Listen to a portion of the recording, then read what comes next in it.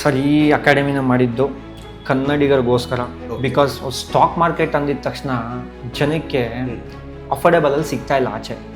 ಇಲ್ಲಿ ತುಂಬ ಕಡಿಮೆ ಫೀಸಿಗೆ ಚೆನ್ನಾಗಿ ಹೇಳ್ಕೊಡ್ತಾರೆ. ಬೇರೆ ಕಡೆ ಎಲ್ಲ ಇನ್ಸ್ಟಿಟ್ಯೂಟಲ್ಲಿ ನಾವು ವಿಚಾರಿಸಿದ್ವಿ ಎಷ್ಟು ತೊಗೊಳ್ತಾರೆ ಅಂತ, ಅದಕ್ಕೆ ಕಂಪೇರ್ ಮಾಡಿಕೊಂಡ್ರೆ ಇದು ತುಂಬ ಕಡಿಮೆ ಫೀಸಿಗೆ ತುಂಬ ಚೆನ್ನಾಗಿ ಹೇಳ್ಕೊಡ್ತಾರೆ. ಕನ್ನಡಿಗರು ಯಾಕೆ ಇನ್ವೆಸ್ಟ್ ಮಾಡಬಾರ್ದು, ಕರ್ನಾಟಕದಗೋಸ್ಕರ ಒಂದು ಯಾಕೆ ಅಕಾಡೆಮಿ ಬರಬಾರ್ದು ಅಂತ ತೆಗೆದಿದ್ದೆ ಟ್ರೇಡಿಂಗ್ ಆಫ್ ಕರ್ನಾಡು ಅಂತ. ನವೀನ್ ಆಗಲಿ ಹೇಮಂತ್ ಅವರಾಗಲಿ ತುಂಬ ಡೌನ್ ಟು ಅರ್ತು. ಯಾವ ಟೈಮಲ್ಲಿ ಏನು ಬಂದ್ರೂ ಯಾವುದೇ ಥರದ ಸಜೆಷನ್ ಕ್ವಶನ್ಸ್ ಇದ್ರೂ ಕೂಡ ಆನ್ಸರ್ ಕೊಡೋಕ್ಕೆ ರೆಡಿ ಇರ್ತಾರೆ. ಹಾಯ್, ಎಲ್ಲರೂ ಹೇಗಿದ್ದೀರಾ? ನಾನು ನಿಮ್ಮ ತೀರ್ಥ ಸ್ವಾಮಿ ಬಾಬು. ನಮಸ್ತೆ. ಸೊ ಎಲ್ರಿಗೂ ಪ್ರತಿಯೊಬ್ಬರು ಜೀವನದಲ್ಲೂ ನಾವು ಒಳ್ಳೆ ಕಡೆ ಇನ್ವೆಸ್ಟ್ ಮಾಡಬೇಕು. ನಾನು ದುಡ್ದಿರೋ ದುಡ್ಡನ್ನು ಒಳ್ಳೆ ಕಡೆ ಇನ್ವೆಸ್ಟ್ ಮಾಡಿ ಲಾಭ ಮಾಡಬೇಕು. ನಮಗೆ, ನಮ್ಮ ಮಕ್ಕಳಿಗೆ ಎಲ್ಲರೂ ಕೂಡ ಚೆನ್ನಾಗಿರಬೇಕು ಅನ್ನೋ ಆಸೆ ಎಲ್ರಿಗೂ ಕೂಡ ಇದ್ದೇ ಇರುತ್ತೆ.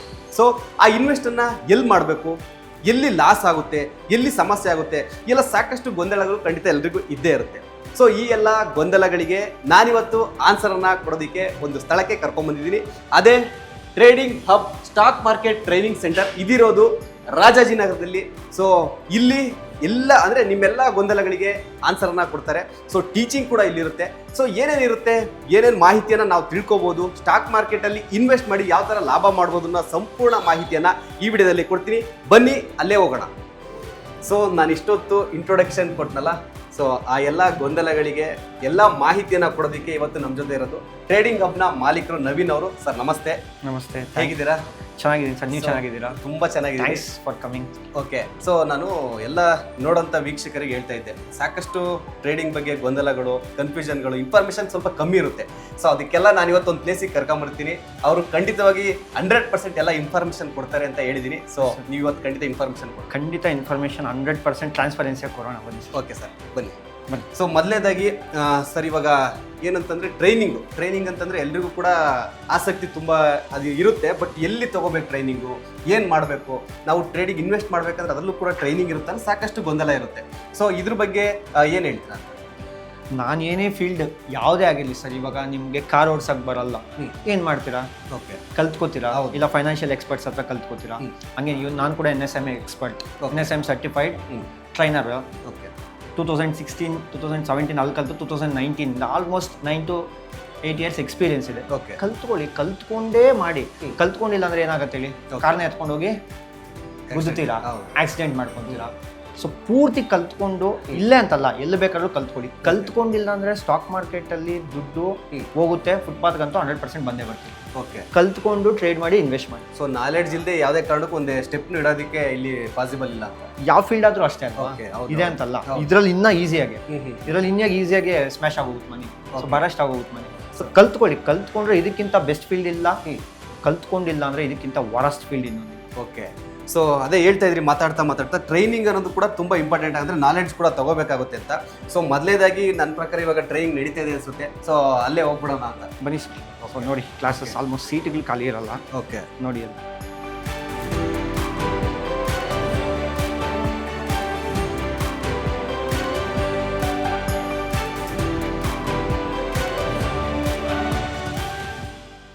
ಸೊ ಇಷ್ಟೊತ್ತು ನೋಡಿದ್ರಲ್ಲ ಯಾವ ಥರ ಅಂದರೆ ಟ್ರೈನಿಂಗ್ ಕ್ಲಾಸಿಗೆ ಬಂದಂತಹ ಜನ ಯಾವ ಥರ ಒಪಿನಿಯನ್ ಹೇಳಿದ್ರು ಅಂದರೆ, ನಾಲೆಡ್ಜ್ ಇಲ್ಲ ಸರ್, ನಾಲೆಡ್ಜ್ ಇಲ್ಲದೆ ಇದ್ರು ಕೂಡ ನಾವು ಇಲ್ಲಿ ಬಂದ ಮೇಲೆ ನನಗೆ ನಾಲೆಡ್ಜ್ ಆಯಿತು. ಸೊ ನಾನು ಕಾನ್ಫಿಡೆನ್ಸಲ್ಲಿದ್ದೀನಿ, 100% ಇನ್ವೆಸ್ಟ್ ಮಾಡಿ ದುಡ್ಡು ಮಾಡ್ತೀನಿ ಅನ್ನೋ ಕಾನ್ಫಿಡೆನ್ಸಲ್ಲಿದ್ದೀನಿ ಅನ್ನೋದು ಕೂಡ ಎಲ್ಲರೂ ಮಾತಾಯಿತು.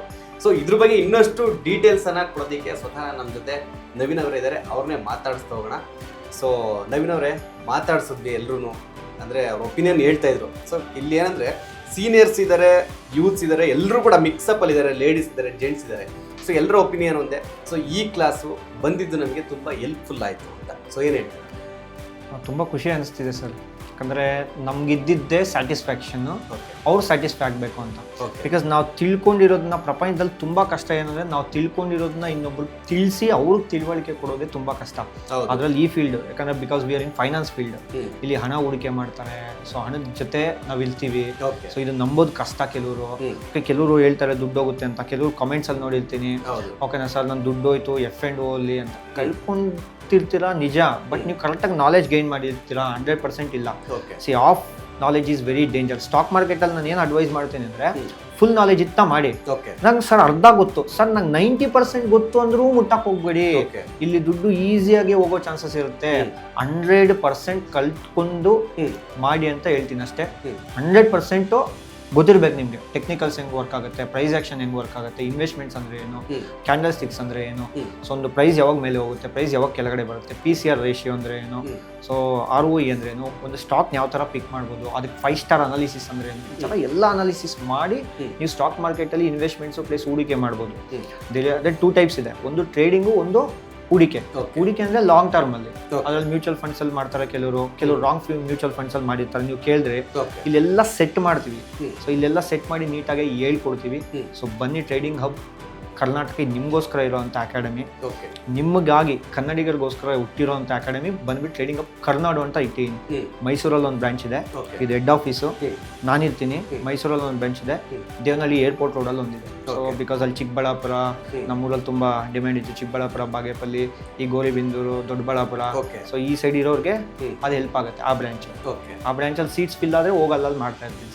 ನಾನೇ ಮಾಡ್ತೀನಿ, ಎಲ್ಲೂ ಬೇರೆಯವ್ರು ಮಾಡಲ್ಲ, ಎಲ್ಲ ಕಡೆ ನಾನೇ ಬರ್ತೀನಿ. ಸೊ ಅದೇ ಮಾತಾಡಿಸ್ತಾ ಕೇಳ್ತಾ ಇದ್ದೆ, ಕೆಲವರು ಕ್ಲೈಂಟ್ಸ್ ಏನಂದರೆ ನಿಮ್ಮ ಸ್ಟೂಡೆಂಟ್ಸ್ಗಳು ಹೇಳಿದ್ರು. ಸೊ ಎಕ್ಸಾಂಪಲ್ ಕೂಡ ಕೊಟ್ಟರು ಮೊಬೈಲಲ್ಲಿ. ಸೊ ನಾನು ಇನ್ವೆಸ್ಟ್ ಮಾಡಿದ್ದೀನಿ, ನನಗೆ ಪ್ರಾಫಿಟ್ ಆಯಿತು ನೋಡಿ, 5 ಮಿನಿಟ್ಸಲ್ಲಿ ಎಷ್ಟಾಯಿತು ಅನ್ನೋದು ಕೂಡ ಎಕ್ಸಾಂಪಲ್ ತೋರಿಸ್ತಾ ಇದ್ರು. ಸೊ ಅದೇ ಪ್ರಶ್ನೆ ಈಗ ನಿಮಗೆ, ಸೊ ನೀವು ಎಷ್ಟು ಪ್ರಾಫಿಟ್ ಮಾಡಿದ್ರಿ ಅಂತ ಎಕ್ಸಾಂಪಲ್ ಪ್ರೂಫ್ ಸಮೇತ ಕೊಡ್ಬೋದಾ? ಸರ್ ಪ್ರೂಫ್ ಸಮೇತ ನಿಮ್ಗೆ ಕೊಡ್ತೀನಿ, ಓಕೆನಾ? ಸೊ ಅರ್ಥ ಮಾಡ್ಕೊಳ್ಳಿ, ಅವ್ರು ಒಂದೊಂದು ಲಾಟಲ್ಲಿ 2 ಲಾಟ್ಸಲ್ಲಿ ಮಾಡಿರ್ತಾರೆ. ಲೈವ್ ಮಾರ್ಕೆಟಲ್ಲಿ ದುಡ್ಡು ಹಾಕಿರ್ತೀನಿ, ಓಕೆನಾ? ಸೊ ಇದು ಇವತ್ತು ನಡೀತಾ ಇರೋಂಥ ಮಾರ್ಕೆಟು. ಈ ಮಾರ್ಕೆಟಲ್ಲಿ ನಾನು ಇವತ್ತು ಮಾಡಿರೋಂಥ ಪ್ರಾಫಿಟ್ ಬಂದ್ಬಿಟ್ಟು 10,900 ರೂಪಾಯಿ, ಹತ್ತತ್ರ 11,000 ದುಡ್ಡು ಮಾಡಿದ್ದೀನಿ. ಅಲ್ಲಿ ಹೇಳ್ಕೊಡ್ತಾ ಇದೀನಿ, ಪ್ಲಸ್ ಅವ್ರ ಕೈಲೂ ಮಾಡಿಸಿದ್ದೀನಿ. ಸೊ ಹತ್ತತ್ರ ನಾನು 11,000 ಅಷ್ಟು ದುಡ್ಡು ಮಾಡಿದ್ದೀನಿ, ಇದು ಇವತ್ತಿಗೆ, ಓಕೆನಾ? ಸೊ ನಾವು ಇವಾಗ ಏನು ಚೆಕ್ ಮಾಡೋಣ ಅಂದರೆ ಒಂದು ತಿಂಗಳದು ಚೆಕ್ ಮಾಡೋಣ, ಓಕೆನಾ? ಒಂದು ತಿಂಗಳು ನೋಡೋಣ, ತಿಂಗಳಿಂದ ಎಷ್ಟು ದುಡ್ಡು ಮಾಡಿದೆ ಅಂತ. ಸೊ ಇದನ್ನ ನೋಡಿ ಇನ್ಫ್ಲೂಯೆನ್ಸ್ ಆಗಬೇಡಿ. ನಾನು ಹೇಳ್ತಾ ಇರೋದು ಏನು ಹೇಳಿ, ಇದು ಜಸ್ಟ್ ಎಜುಕೇಷನಲ್ ಪರ್ಪಸ್. ಇದನ್ನ ನೋಡಿ ಏನು ಮಾಡಬೇಡಿ, ಇನ್ಫ್ಲೂಯೆನ್ಸ್ ಆಗಬೇಡಿ. ಕಲ್ತ್ಕೊಂಡು ಟ್ರೇಡ್ನ ಎಕ್ಸಿಕ್ಯೂಟ್ ಮಾಡೋದು ಕಲೀರಿ. ಸೊ ಕಲ್ತ್ಕೊಂಡಿಲ್ಲ ಅಂದ್ರೆ 100% ಲಾಸ್ ಆಗುತ್ತೆ. ಸೊ ಇದು ಲಾಟ್ ಆಫ್ ಎಕ್ಸ್ಪೀರಿಯನ್ಸ್, ಅವ್ರಿಗೂ ಲಾಟ್ ಆಫ್ ಎಕ್ಸ್ಪೀರಿಯನ್ಸ್ ಇತ್ತು. ಸೊ ಅದಕ್ಕೆ ಅವರು ಟ್ರೇಡ್ನ ಮಾಡ್ತಾಯಿದ್ರು. ಸೊ ಒಂದು ತಿಂಗಳದು ನಾನು ನಿಮ್ಗೆ ತೋರಿಸ್ತೀನಿ ಇವಾಗ. ಜುಲೈ ತಿಂಗಳದು ನೋಡೋಣ, ಜೂನ್ ತಿಂಗಳದು ನೋಡೋಣ, ಓಕೆನಾ? 30 ದಿವಸ ಟ್ರೇಡಿಂಗ್ ಡೇಸ್ ಅಂತೀವಿ, ಸ್ಯಾಟರ್ಡೆ ಸಂಡೇ ಹಾಲಿಡೇ ಇರುತ್ತೆ. 27 ದಿವಸ ಪ್ರಾಫಿಟ್ ಇದೀನಿ. ಎಷ್ಟು ದಿನ? 27. ಇಲ್ಲಿ ಪ್ರಾಫಿಟಬಲ್ ಡೇಸ್ ಅಂತ ಇದೆಯಲ್ಲ, 27 ದಿವಸ ಪ್ರಾಫಿಟಬಲ್ ಇದೀನಿ. ಓನ್ಲಿ ಲಾಸ್ ಬಂದ್ಬಿಟ್ಟು 3 ಡೇಸ್. 30 ದಿವಸ ಟ್ರೇಡ್ ಮಾಡಿಸಿ ಎಷ್ಟು ನಾನು ಮಾಡಿದ್ದೀನಿ?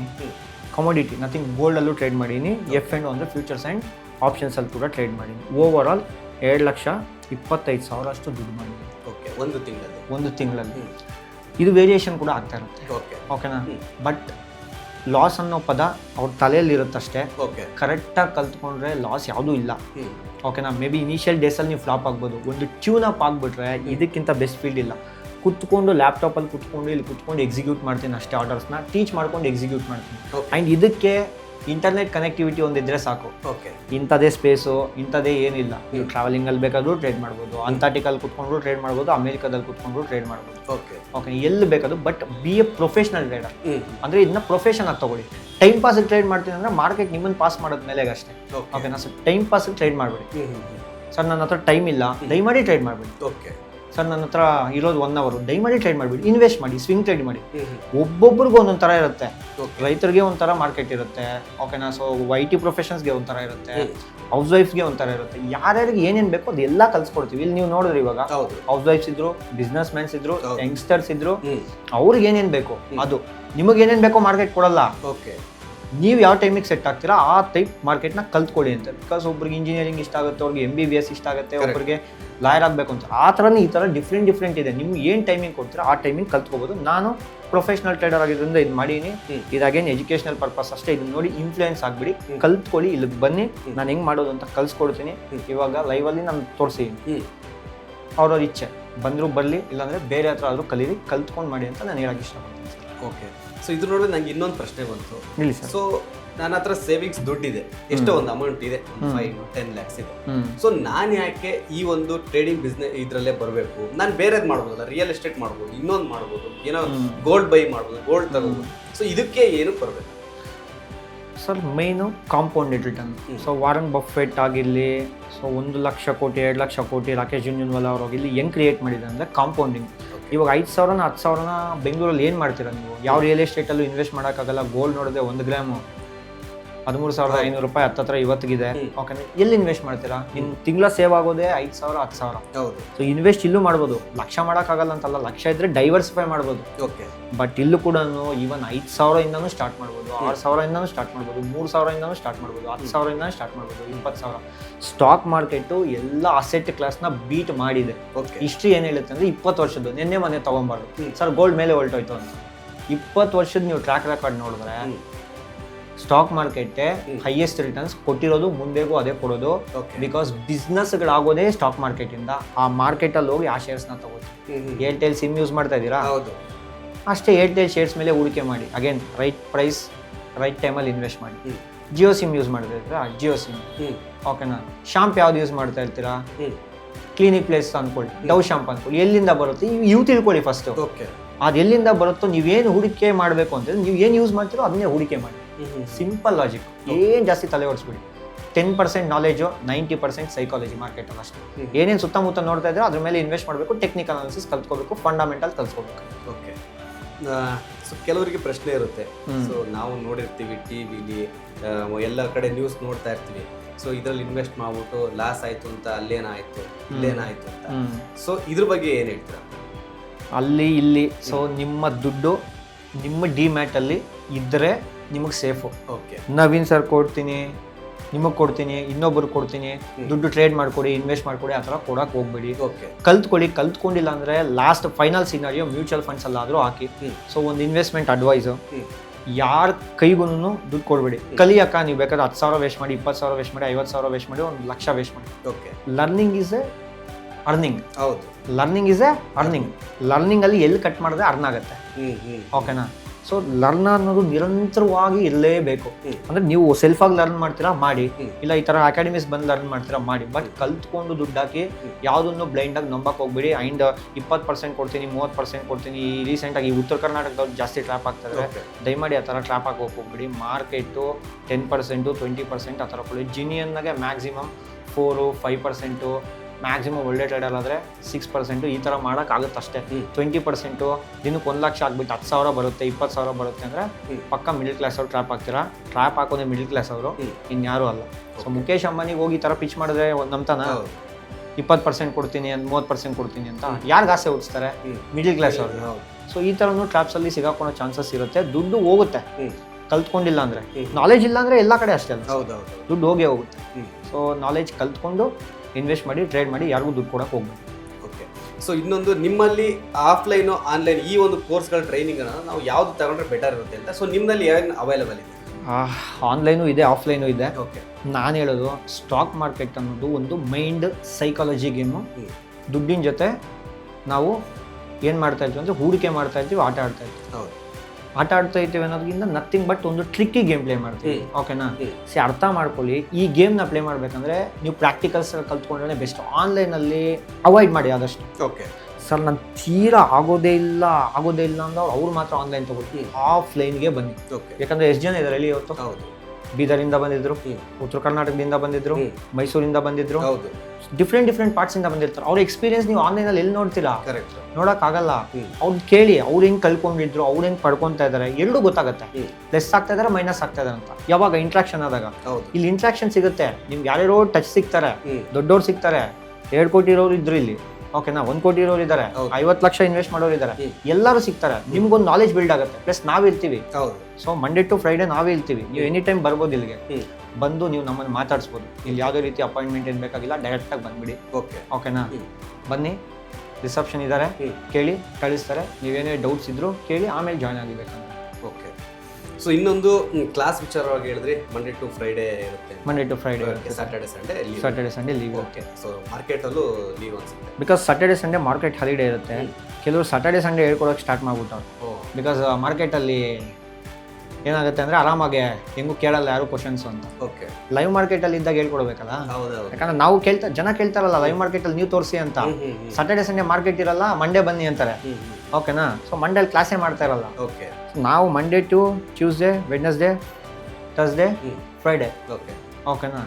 ಸೊ 5 days ಲೈವಲ್ಲಿ ಇರ್ತೀವಿ, ಓಕೆ ಲೈವಲ್ಲಿ ಹೇಳ್ಕೊಡ್ತೀವಿ.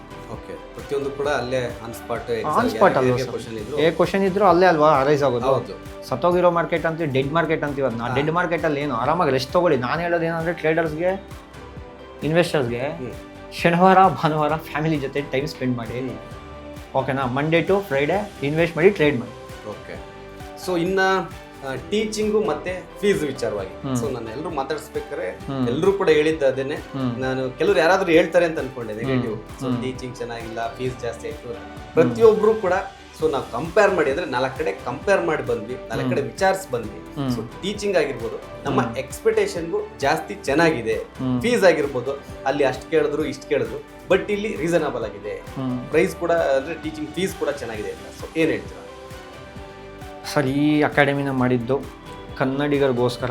ಬಿಕಾಸ್ ಸ್ಟಾಕ್ ಮಾರ್ಕೆಟ್ ಅಂದಿದ ತಕ್ಷಣ ಜನಕ್ಕೆ ಅಫೋರ್ಡೆಬಲಲ್ಲಿ ಸಿಗ್ತಾ ಇಲ್ಲ ಆಚೆ. ಓಕೆ ಮೊದಲು ಸ್ಟಾಕ್ ಮಾರ್ಕೆಟಲ್ಲಿ ಬರೀ ಗುಜರಾತಿಯನ್ಸು, ಮಾರ್ವಾಡೀಸ್ ಇನ್ವೆಸ್ಟ್ ಮಾಡ್ತಾ ಇದ್ರು. ಕನ್ನಡಿಗರು ಯಾಕೆ ಇನ್ವೆಸ್ಟ್ ಮಾಡಬಾರ್ದು? ಹೌದು ಕರ್ನಾಟಕದಗೋಸ್ಕರ ಒಂದು ಯಾಕೆ ಅಕಾಡೆಮಿ ಬರಬಾರ್ದು ಅಂತ ತೆಗೆದಿದ್ದೆ ಟ್ರೇಡಿಂಗ್ ಅಪ್ ಕರ್ನಾಡು ಅಂತ.